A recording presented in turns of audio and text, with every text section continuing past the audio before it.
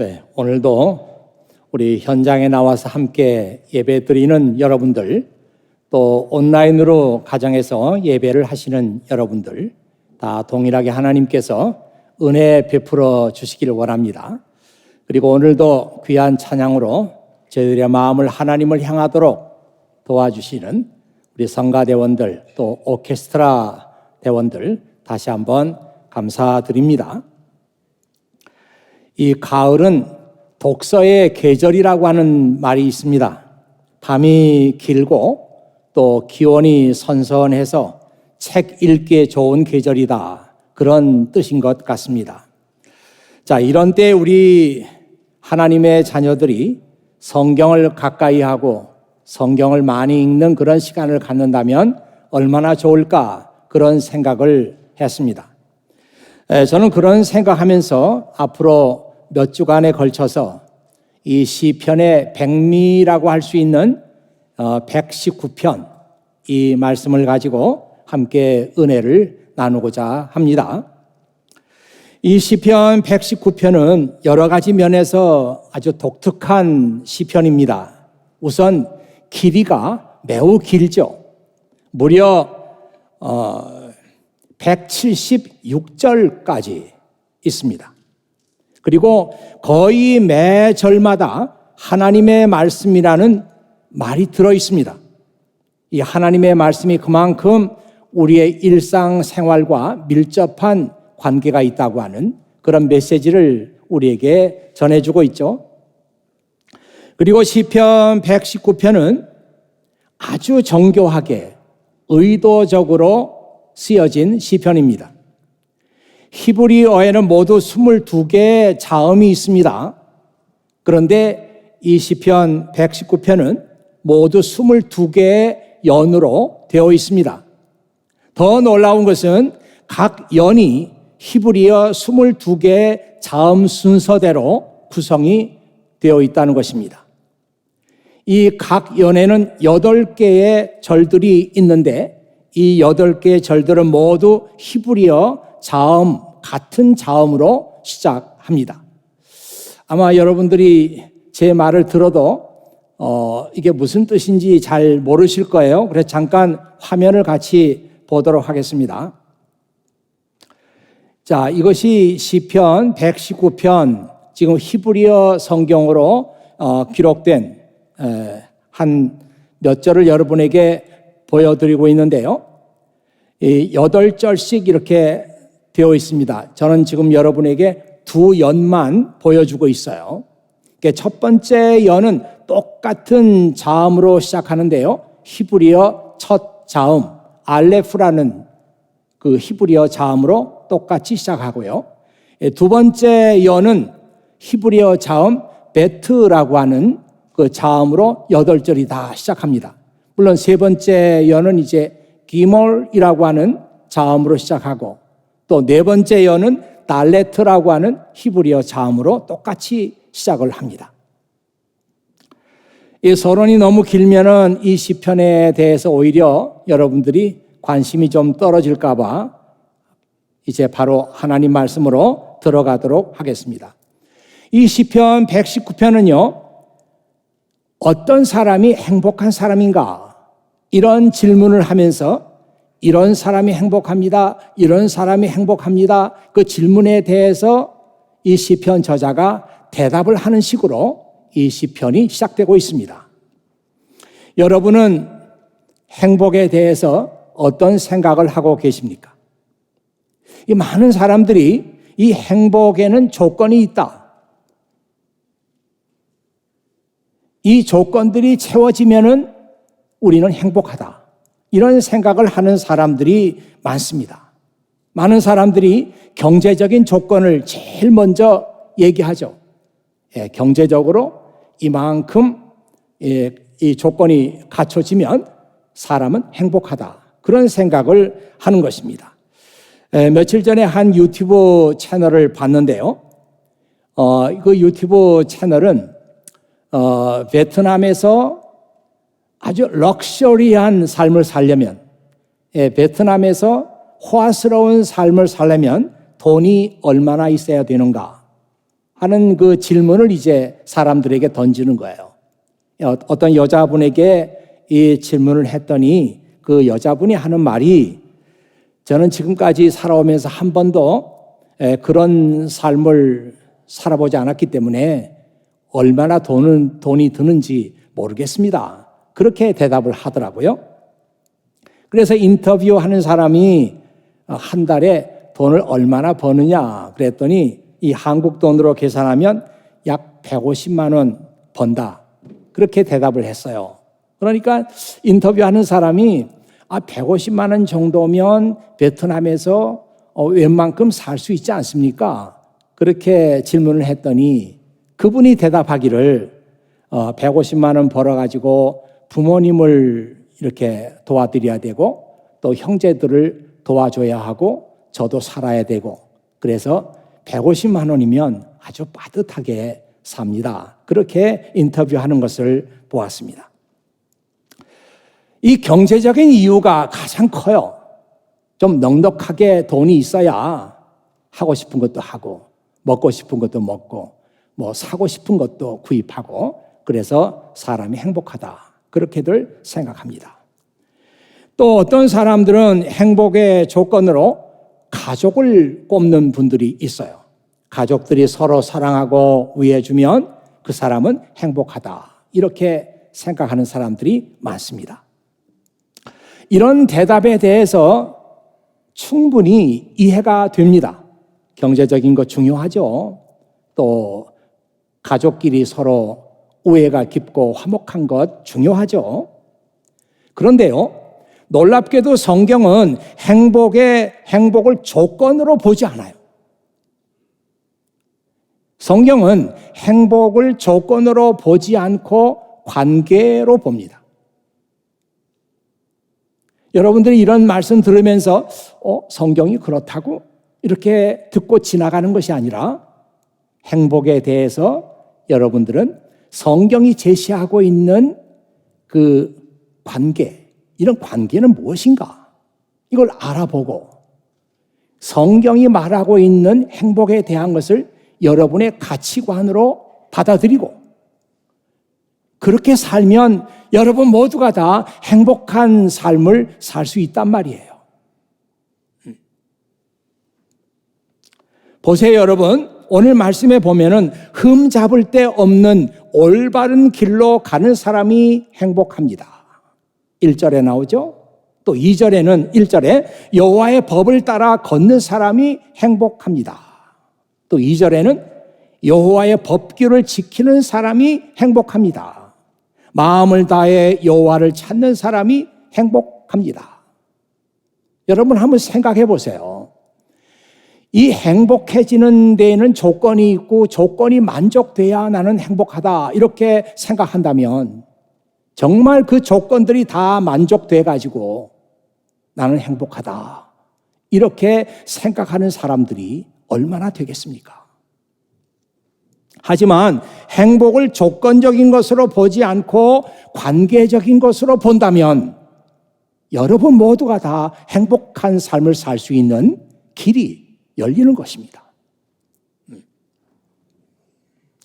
이 성경 말씀이 다 그런 식으로 되어 있거든요. 여러분 마태복음 25장에 나오는 유명한 달란트의 비유를 한번 생각해 보세요. 우리 모두가 다 5달란트 받은 사람이 될 수가 없죠. 우리 모두가 2달란트 받은 사람이 다 될 수가 없습니다. 우리는 어쩌면 1달란트 받은 사람이 될 수가 있어요. 그런데요, 여러분 생각해 보세요. 이 1달란트 받은 사람이 그 1달란트 받은 것을 땅에 묻어두지 않고 그것을 가지고 열심히 활용하고 열심히 장사를 해서 1달란트를 남겼다고 생각해 봐요. 아마 그 사람도 틀림없이 주인으로부터 착하고 신실한 종아, 내가 작은 일에 충성했으니 큰 것을 내게 맡기겠다. 주인은 틀림없이 그렇게 말했을 것입니다. 성경은 내가 어떤 사람이든 내가 5달란트를 받았건 2달란트를 받았건 아니면 1달란트를 받았든지 간에 상관없이 우리가 다 행복한 삶을 살고 성공적인 삶을 살 수 있는 길을 우리에게 보여주고 있습니다. 행복에 대한 것도 마찬가지거든요. 성경이 보여주는 행복한 삶의 비결은 하나님과의 관계, 다시 말하면 하나님의 말씀을 내가 존중하고 그 말씀을 따라서 사는 삶, 여기에 인생의 행복이 있다. 이렇게 가르쳐 줍니다. 마음을 다해서 하나님을 찾는다고 하는 말은 전심으로 with all your hearts, 너희들의 마음을 다 기울여서 하나님의 말씀을 찾으라. 그런 사람이 행복하다. 여러분 학창 시절을 지내면서 공부를 열심히 해본 적이 있습니까? 대개 공부를 열심히 할 때는요, 누가 시켜서 하는 것이 아니라 내가 열심히 공부해야 되겠다, 이렇게 마음이 움직여가지고 공부할 때 우리가 열심히 공부합니다. 그리고 그렇게 공부할 때 우리 실력이 늘어요. 우리가 하나님을 섬기는 것도 누가 그렇게 하라고 해서 하나님을 찾는 것이 아니라 내가 하나님에 대해서 알아야 되겠다, 스스로 이렇게 생각하면서 하나님을 알려고 할 때 하나님과 우리와의 관계가 돈독해지고 그럴 때 우리의 믿음이 자라게 됩니다. 이 시편 119편의 저자가 누군지 모른다고 말씀을 드렸는데요. 이 시편 저자는 청년들에 대해서 매우 관심이 많았던 것 같습니다. 그래서 그는 이렇게 질문하죠. 청년이 무엇으로 그의 길을 깨끗하게 유지할 수 있겠습니까? 이 청년들의 마음이 깨끗하게 유지가 되어야 하는데 청년들이 잘못된 가치관에 물들어서 사는 것이야말로 가장 안타까운 일이 아닌가, 이렇게 생각합니다. 제가 오랫동안 청년 목회를 하면서 가졌던 생각도 그런 거예요. 지금 청년들이 너무 물질적인 것에 물들어가고 있다. 물론 청년들만 그런 건 아니에요. 모든 사람들이 다 지금 시대 풍조가 물질적인 것을 중요하게 생각하는 그런 시대에 우리가 살고 있잖아요. 그래서 우리의 마음이 물질적인 것에 지금 물들어가고 있어요. 믿음이나 사랑, 정의, 의로움, 희생, 헌신, 섬김, 기도, 이런 것들에 대한 가치가 점점 퇴색되어 가고 있습니다. 여러분, 많은 사람들이 시편 110편 3절 말씀 굉장히 좋아합니다. 특별히 청년들이 이 말씀을 좋아하죠. 한번 보세요. 주의 권능의 날에 주의 백성이 거룩한 옷을 입고 즐거이 헌신하니 새벽 이슬 같은 주의 청년들이 주께 나오는도다. 그래서 많은 사람들이 이 말씀 읽으면서 야, 청년은 새벽 이슬 같은 존재다, 귀한 존재다, 뭐 이런 생각을 하면서 이 말씀을 좋아해요. 그런데 많은 사람들이 이 말씀 읽으면서도 이 말씀이 무슨 뜻이냐, 그 뜻을 잘 모르는 경우가 많습니다. 사실은 이 말씀은 좀 이해하기가 쉬운 건 아니에요. 여러분, 지금 화면에 나가고 있는 우리 개역 성경으로 여러분 다시 한번 읽어보세요. 이게 도대체 무슨 말인지 말이에요. 알 것 같지만 무슨 말인지 잘 알 수가 없게 되어 있어요. 영어 성경으로 봐도 이 번역 성경마다 그 의미가 매우 달라요. 그래서 저는 가장 그 문자적인 번역으로 정평이 나 있는 Amplified Bible, 이 성경으로 시편 110편 3절을 한번 봤어요. Your people이니까 God's people, 하나님의 백성들입니다. Your people will offer themselves willingly to participate in your battle. 당신의 백성들, 하나님의 백성들이 willingly, 기쁘게 자기 자신들을 하나님의 전쟁에 참여합니다. 이 말이에요. 우리가 하나님의 전쟁이라는 게 뭔지 개념이 잘 들어오진 않지만 어쨌든 하나님께서 중요하게 지금 추진하는 일이잖아요. 그 일에 하나님의 백성들이 즐겁게 헌신한다는 것입니다.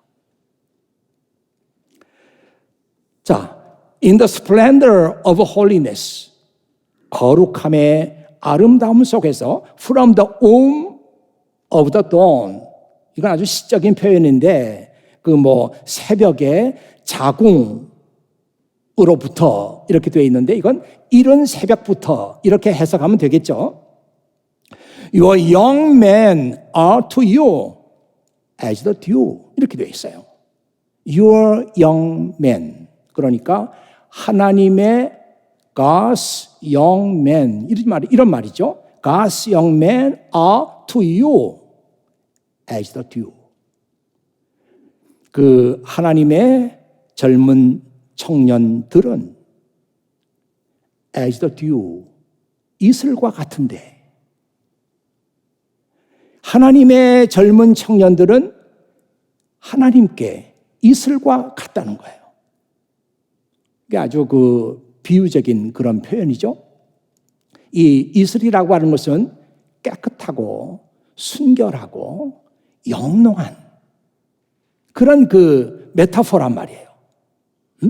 그러니까 이 말씀을 전체적으로 보면 하나님께서 지금 하나님의 능력을 가지고 전쟁을 시작합니다. 근데 그 전쟁에 하나님의 백성들이 즐겁게 나와서 참여해요. 그런데 그 즐겁게 참여하는 하나님의 백성들 가운데 청년들이 있단 말이에요. 젊은 사람들이 있단 말이에요. 그런데 이 젊은 사람들은 새벽 이슬과 같은 존재예요. 이 청년들이 이른 새벽부터 하나님의 전쟁터에 나옵니다. 이 이른 새벽부터 나온다고 하는 것은 기쁨으로, 자원해서, 스스로, 이런 표현이잖아요.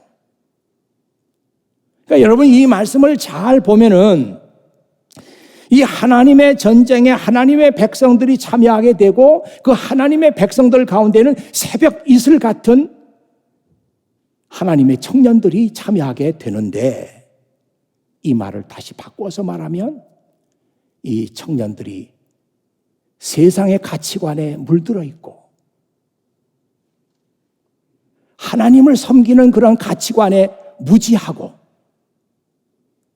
그런 청년들은 하나님의 나라를 위해서 아무 소용이 없다는 뜻입니다. 하나님께서 나에게 전쟁이 있는데 사람들이 필요하다, 그래서 하나님께서 동원하시려고 해도 세상의 가치관에 물들어 있고 잘못된 가치관에 휘둘리고 있는 청년들은 그 하나님의 전쟁에 동원될 수 없다는 거예요.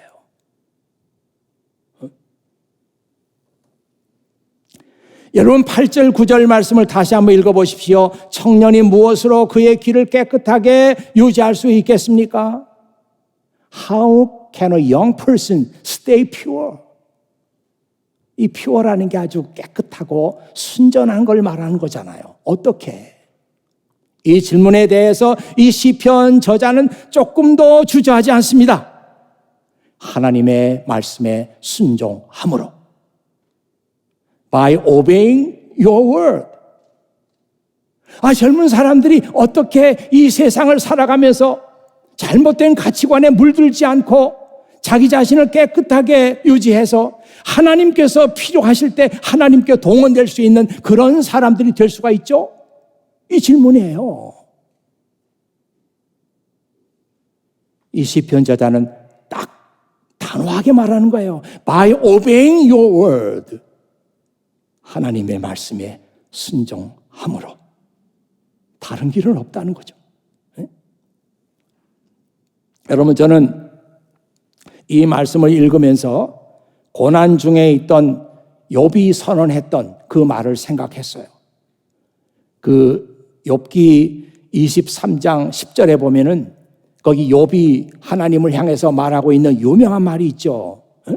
나의 가는 길을 오직 그가 아시나니 그가 나를 단련하신 후에는 내가 정금같이 나아오리라. But he knows where I am going. 하나님은 지금 내가 어디로 가고 있는지 알아. 내 길을 알아요. And when he tests me, 그래서 하나님께서 나를 테스트하실 때 I will come out as pure as gold. 나는 순전한 금같이 나는 나타날 거야. 이 말이거든요. 욥이 고난 받으면서 지금 하나님이 나를 테스트하고 있어. 그렇지만 나는 자신이 있어. 내가 지금까지 어떤 길을 살아왔는지 하나님 아시니까 하나님의 테스트가 다 끝나면 나는 분명히 퓨어 골드 같은 사람으로 딱 하나님 앞에 나타날 거야. 이런 자신만만한 선언이잖아요.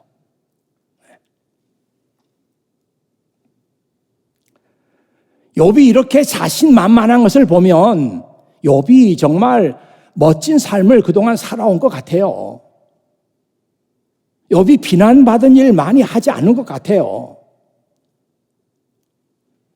그런데 욥의 주장이 어디가 잘못됐냐면 우리가 하나님 앞에 퓨어 골드 같은 그런 사람으로 나타나는 것은 내가 얼마나 착하냐, 내가 얼마나 선하냐, 내가 얼마나 멋진 삶을 살았느냐 이것 가지고 결정되는 게 아니에요. 교회 나가면서도 이런 성경 말씀을 잘 배우지 못한 사람들은 계속해서 그런 생각을 해요.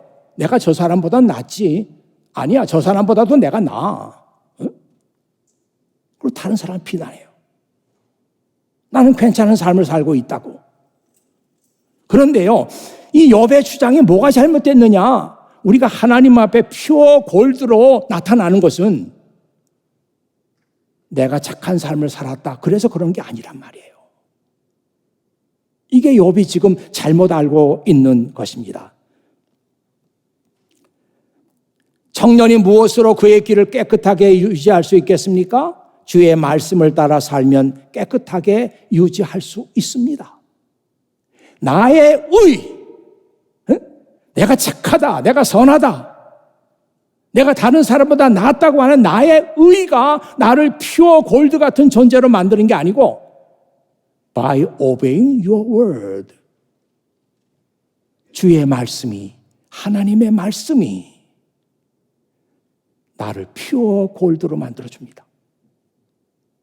이게 우리 크리스찬의 삶을 이해하는 데 있어서 정말 중요한 말씀이에요. 그러므로 저는 여러분에게 이렇게 말씀드립니다. 우리의 삶을 깨끗하게 유지할 수 있는 비결은 하나님의 말씀을 나의 가치관으로 삼으라. 하나님의 말씀을 여러분의 가치관으로 받아들여요. 그렇게 믿어요. 그리고 그렇게 살아요. 오늘 말씀에 그런 말씀 나오죠. 내가 죄를 짓지 않으려고 주의 말씀을 내 마음에 두었습니다. 죄를 짓지 않으려고 주의 말씀을 내 속에 두었습니다. I have hidden your word in my heart. 내 마음에다가 주의 말씀을 hidden, hide, 감췄단 말이에요.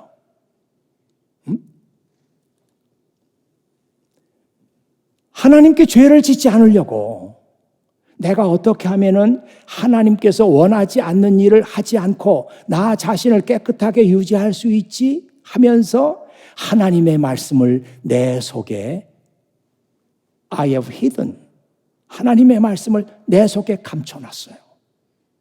이게 무슨 뜻이에요? 다른 사람은 볼 수 없습니다. 내 마음속에 감춰져 있으니까요. 다른 사람은 볼 수 없지만 나는 하나님께서 원하지 않는 것을 하지 않기 위해서 내 자신을 깨끗하게 유지하기 위해서 하나님의 말씀을 내 마음 가장 깊은 곳에 보물처럼 딱 숨겨놨어요. 이 말은 하나님의 말씀이 그의 가치관으로 자리를 잡고 있다는 뜻입니다.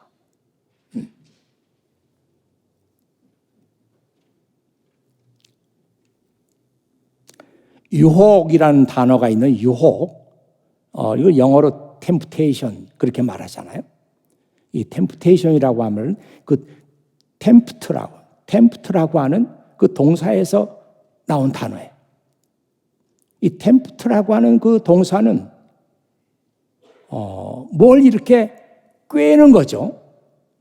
유혹을 하는 겁니다. 이 낚시하는 사람들이 그 낚시 바늘에다가 미끼를 딱 꿰가지고 던지잖아요. 근데 이 미끼가 물론 이게 살아있는 미끼를 끼기도 하지만 요즘에는 페이크로 된 게 많이 있어요. 이 페이크로 된 게 물속에 들어가면 이거 뱅글뱅글 돌아요. 돌면서 번쩍번쩍하고 빛을 내. 그리고 마치 살아있는 물고기처럼 헤엄을 친단 말이에요.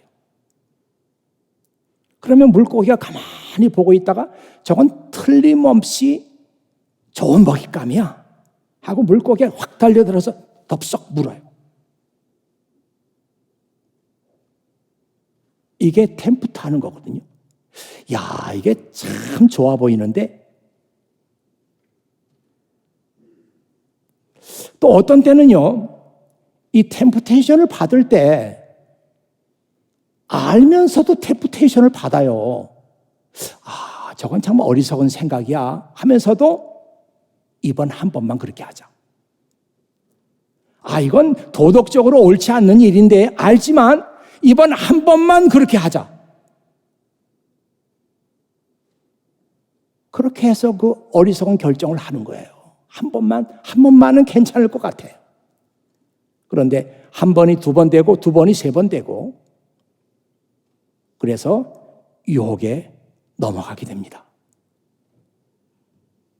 그리고 하나님과의 관계는 깨지게 되죠.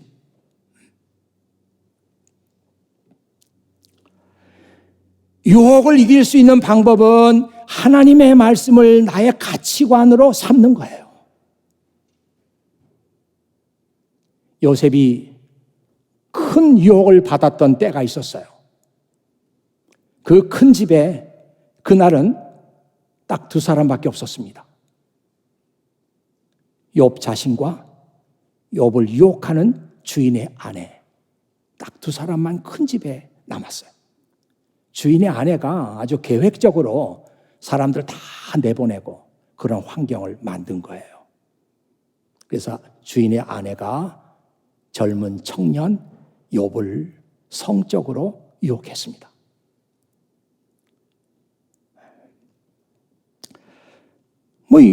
욥이 넘어갈 수밖에 없는 그런 환경이에요. 아무도 보는 사람도 없어요. 근데 그때 욥이 유혹에 넘어가지 않도록 지켜준 것은 하나님의 말씀이었습니다. 하나님을 믿는 믿음이 그 순간에 욥을 지켰어요. 그래서 성경에 이렇게 나와 있죠. 창세기 39장 9절입니다. How could I do such a wicked things? 내가 어떻게 그런 나쁜 일을 할 수가 있습니까? It would be a great sin against God. 그거는 하나님 앞에 죄악입니다. 여러분 이 말씀 읽으면서 궁금하지 않아요? 아니 그 욥이 그때 요셉이 나이가 그때 한 20살도 안 됐을 거예요. 틀림없이 20살이 안 됐어요. 20살 정도 됐을 겁니다. 그런데 그 어린 나이에 그 위기를 넘기면서 이런 말을 했는데 그거 어디서 배운 거예요? 저는 그 요셉의 그때 그 믿음이 틀림없이 아버지 야곱에게서 배운 것이다. 그렇게 생각합니다. 여러분 알다시피 야곱에게 많은 그 자식들이 있었는데 성경에 보면은 야곱이 그 자식들을 다 들에 내보내고 요셉만 예뻐했어요. 그래서 어떤 사람들은 야곱이 자식들을 차별했다 이렇게 말하는 사람들이 있는데, 그렇게 말하는 게 틀린 건 아니지만 맞는 것도 아니에요.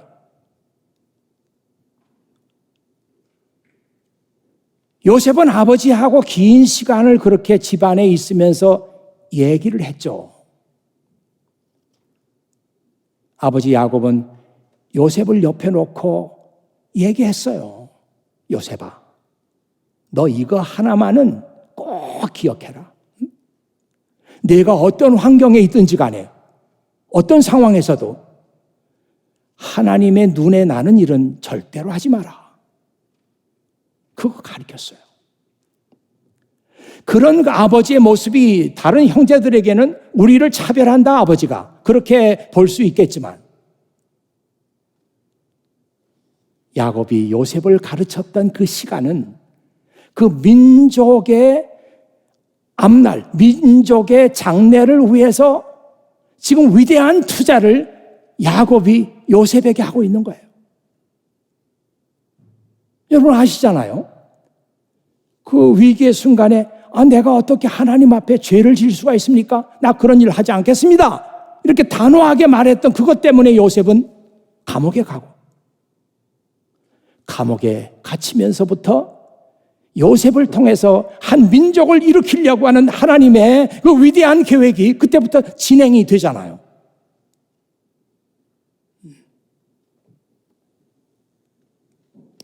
자, 이제 둘째로 우리가 내 자신을 깨끗하게 유지할 수 있는 방법, 비결. 첫 번째는 하나님의 말씀을 나의 가치관으로 삼는 거예요. 두 번째는 계속해서 우리는 하나님의 말씀을 중단하지 않고 배워야 합니다. 그리고 그 하나님의 말씀이 얼마나 소중한가 하는 것을 확인해야 돼요. 왜 우리가 계속해서 하나님의 말씀을 배워야 하냐면, 하나님의 말씀이 나의 가치관으로 아주 흔들리지 않게 자리를 잡아야 되기 때문이에요. 우리가 하나님 말씀이 참 중요하다 이걸 알면서도 그 가치관으로 자리를 잡지 못하면 이게 아무 소용이 없어요. 그런데 계속해서 하나님의 말씀을 배웁니다. 그렇게 함으로써 하나님의 말씀이 흔들리지 않는 나의 가치관으로 자리를 잡는 거예요. 그리고 우리가 계속해서 말씀을 공부하면서 이 하나님의 말씀이 너무 소중하다, 귀하다, 그걸 확인해요. 그래야 그 하나님의 말씀을 실천할 수가 있습니다. 오늘 성경에 이렇게 나와 있죠. 14절 말씀에 나는 주의 법규를 따르는 것을 기뻐합니다. 재산을 많이 가지는 것보다 더 좋아합니다. 참 놀라운 말씀이잖아요.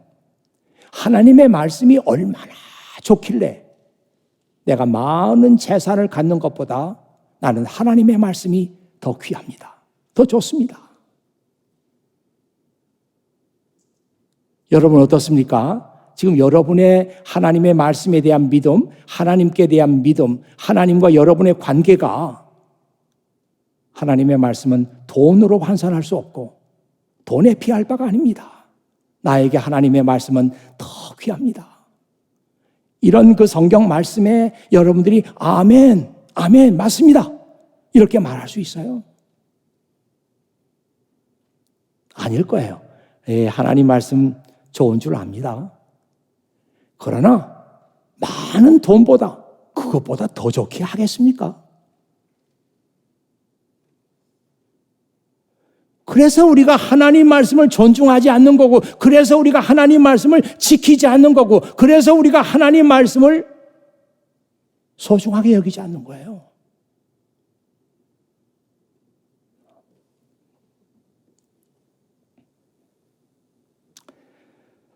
청년은요, 하나님의 나라를 위해서 가장 귀한 자산이에요. 바로 여러분들입니다. 여기 많은 청년들이 앉아 있어요. 물론 어른들도 앉아 계십니다. 여러분들은 하나님의 나라를 위해서 소중한 자산이에요. 하나님께서 어떤 영적인 전투를 벌이고 하나님께서 큰 싸움을 하실 때 여러분들이 다 동원됩니다. 근데 여러분들이 세상의 가치관에 물들어 있고 하나님의 말씀에 대해서 소중함을 모른다면 하나님이 여러분을 부르실 때도 여러분은 그 부르심에 응답할 수 없어요.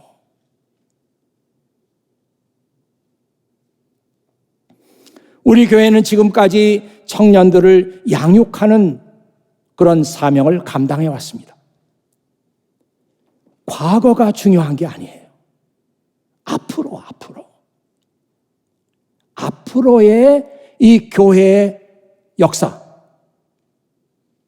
앞으로 5년 후, 10년 후, 20년 후 교회의 역사, 이 역사는요, 과거의 역사하고는 비교할 수 없어요. 너무나 힘든 역사가 될 겁니다. 정말 하나님께서 큰 전쟁을 일으키는 그런 역사가 될 거예요. 그때 그 하나님의 전쟁에 동원될 수 있는 사람이 누군가? 여러분들이에요. 여러분들입니다. 그래서 여러분들은 하나님 말씀의 소중함을 알고 하나님 말씀을 여러분의 가치관으로 받아들이고 옳고 그른 것을 하나님의 말씀으로 판단할 줄 알고 결정할 줄 알고 그런 사람들만 앞으로 교회 역사 가운데 하나님의 전쟁, God's battle에 참여할 수 있습니다. 우리 교회는 과거 역사가 자랑스러운 것이 아니라 앞으로 우리 교회가 어떻게 젊은 사람들을 계속해서 양육하고 하나님께 동원될 수 있는 사람으로 훈련할 것인가? 여기에 달려있단 말이에요. 오늘 시편 119편 처음 1절부터 16절까지 두 연을 가지고 하나님 말씀 같이 나눴습니다. 하나님 말씀에 순종하며 사는 것이 행복의 비결이고 하나님의 말씀에 따라서 나를 깨끗하게 유지할 수 있는 것이 하나님께 쓰임받는 길이에요. 이 말씀을 여러분 꼭 마음에 새겨두시기를 부탁드립니다. 기도하겠습니다. 아버지 하나님 감사합니다. 이날도 아버지 하나님께서 이 교회를 사랑하시고 이 교회에 속한 모든 교우들 이처럼 사랑하시며 한자리에 모여서 하나님 말씀을 귀담아 듣게 하시니 진심으로 감사합니다.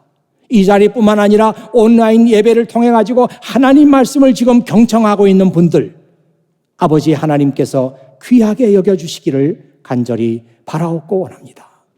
아버지 하나님 이 교회가 과거 40년 동안 청년들을 양육하는 일을 해왔습니다. 그러나 그것이 중요한 것이 아니고 앞으로 하나님의 역사 가운데 이 교회가 참여할 것은 무엇이며 감당해야 할 것은 무엇인가 하는 것을 오늘 예배를 통해서 다시 한번 모든 교우들이 함께 깨닫는 시간 되게 해주시기를 간절히 바라옵고 원합니다. 아버지 하나님, 날마다 우리의 삶 속에서, 우리의 가정에서, 우리의 비즈니스 현장에서, 우리의 실험실에서 하나님 말씀 따라 살고 하나님 말씀으로 나를 깨끗하게 유지해 감으로 말미암아 하나님께서 부르실 때는 주님 제가 여기 있습니다 하고 하나님께 우리 자신들을 내놓을 수 있는 그런 사람들이 바로 이 자리에 있는 사람들 다 되게 하여 주시옵소서. 우리 구주 예수 그리스도의 이름으로 기도하옵나이다. 아멘.